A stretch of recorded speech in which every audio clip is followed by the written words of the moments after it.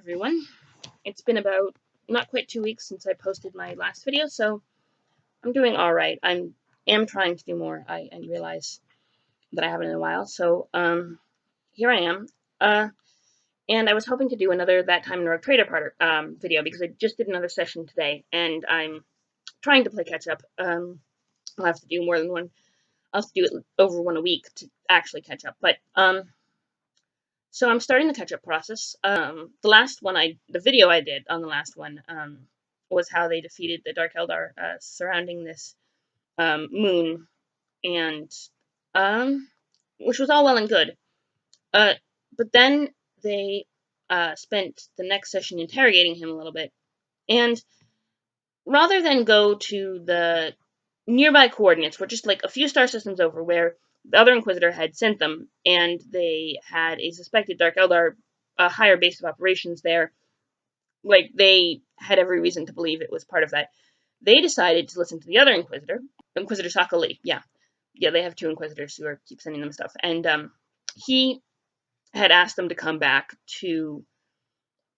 He'd asked the crew of the Effective Line, Captain Stern, to come back. He was blackmailing Captain Stern. She had something in her past that allowed him to kind of push at her.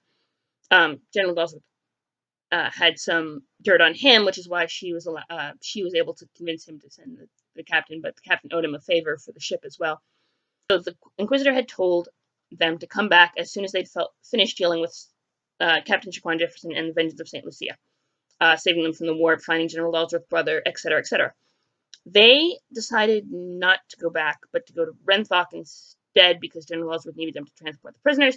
And then they decided to investigate this other slave trade side deal instead of going back to him. So I would have assumed as the DM that they would go to the next step in that progression of things, and try to figure out what the deal with Dark Eldar was on Concordia, which is the planet that the Inquisitor Smith told them about, and that eventually, after interrogating the Dark Eldar, they found out was the planet he was operating from, or that the rest of his cadre was operating from, as it were. But your players never always do what you expect. They always come up with something you're like, what? But right, okay, fine. So they decided to go talk to Inquisitor Lee. So they go back to talk to Inquisitor Lee, and he is glad to see them, and he says that it's not anything particularly urgent, but he had someone come and tell him about a ship and that had gotten lost in the warp years ago and presumed dead, and they've gotten a Vox signal from the ship, but no, they're getting a Vox reading from the ship, but they're not getting any, messages or anything. So they're not sure what the deal is, and they want someone to investigate. The signals are coming from a planet called Gendrup. Martin, warp touched, are the Effective Lines, Voidmaster and Functional Astropath. Came from a space station named C. Elgens, I believe is how it's pronounced.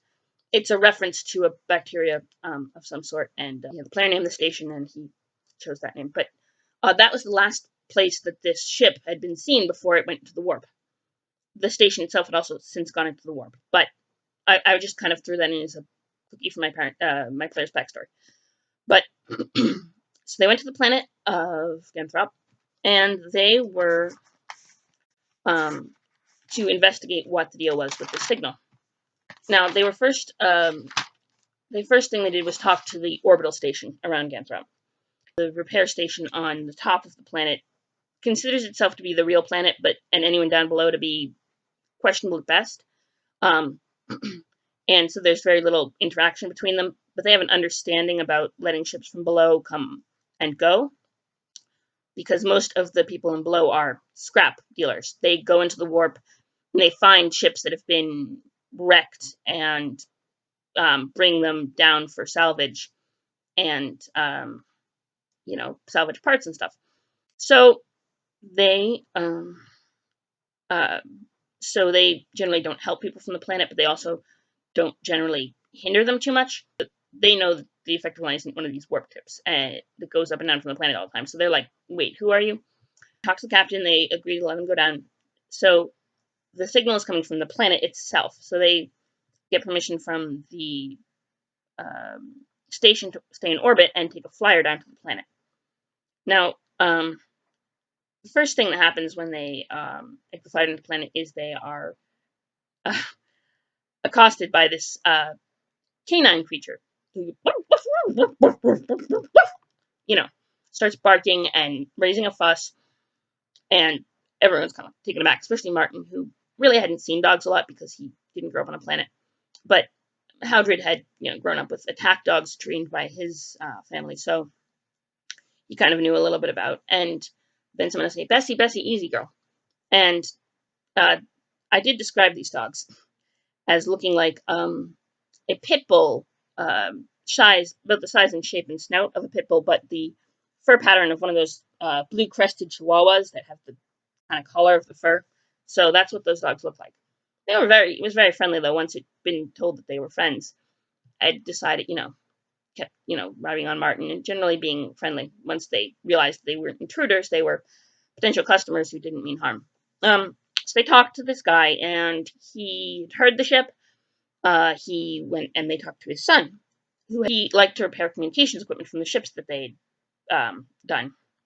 So he was sitting in his workshop that he built, and going through, and he had reworked the communication systems. Usually go down very quickly when ships get lost in the warp, but this one was intact, and it was a huge boon. And he had reconfigured it to listen in on the what they call uppity ups, which were the people in the station orbiting the planet. And he had configured it and was using it and didn't realize that it was causing a thing. So it was totally a false alarm, which I had known. I think part of where they went, was the players didn't realize that it was a false alarm, but I, as the DM, knew it was a false alarm because I did. But it was just a false alarm. It was just some guy doing an experiment. They talked to him, reworked the system a little bit so it wouldn't broadcast the same pings for the scanner, so it would go incognito, and left him to it. And they asked if he knew anyone who could repair Geller fields, because on the trip over in the warp, their Geller field had gone a little bit wonky. Luckily, they managed to repair it, but it worried them, I think, to have the Geller fields go down, which is a terrifying prospect when you're stuck in the warp, having Geller fields go down. And so they talked to this Cadence, who Drake, who was the communication expert, had said that he knew that they were the best Geller field expert he knew, and they should go talk to Cadence. Well, they talked to Cadence, and Cadence blatantly refused, that they were staying on the planet and that they had no interest in leaving. Cadence's little sister April agreed to come along if she could bring Jax with her. Jackson, called Jax, her dog. It was the same breed with the, pit bull-like muzzle but the crested fur. Yeah, so he's on board too. And they agreed, and they took off.